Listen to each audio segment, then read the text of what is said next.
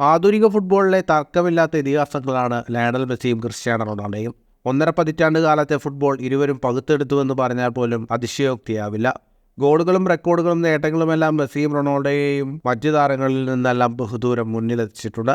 കരിയറിൽ നിരവധി തവണ ഇരുവരും ഏറ്റുമുട്ടിയിട്ടുണ്ട്. ഫെബ്രുവരി 1 മെസ്സിയും റൊണാൾഡോയും അവസാനമായി മുഖാമുഖം വരുമെന്നാണ് ഫുട്ബോൾ ലോകം പ്രതീക്ഷിച്ചിരിക്കുന്നത്.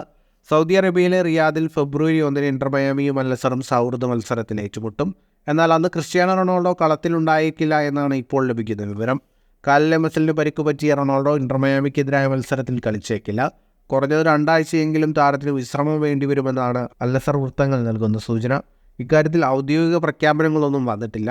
കഴിഞ്ഞ ദിവസങ്ങളിൽ ക്രിസ്ത്യാനോ റൊണാൾഡോ അൽ-നസർ FC-യുടെ മെഡിക്കൽ ക്ലിനിക്കിലായിരുന്നുവെന്നാണ് പുറത്തുവരുന്ന റിപ്പോർട്ടുകൾ.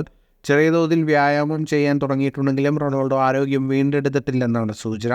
ജനുവരി 24 ചൈനീസ് ക്ലബ്ബായ ഷാങ്ഹായ് ഷെൻഹുവ, 28 സെജിയാങ് എന്നിവർക്കെതിരെ നടക്കാനിരിക്കുന്ന സൗഹൃദ മത്സരങ്ങളിലും റൊണാൾഡോ ഉണ്ടാകില്ലെന്ന് ഇതോടെ ഏകദേശം ഉറപ്പായി. ഫുട്ബോൾ ലോകത്തെ കൂടുതൽ വാർത്തകൾക്കും വിശേഷങ്ങൾക്കുമായി സ്പോർട്സ് കഫേ ഇപ്പോൾ തന്നെ സബ്സ്ക്രൈബ് ചെയ്യുക.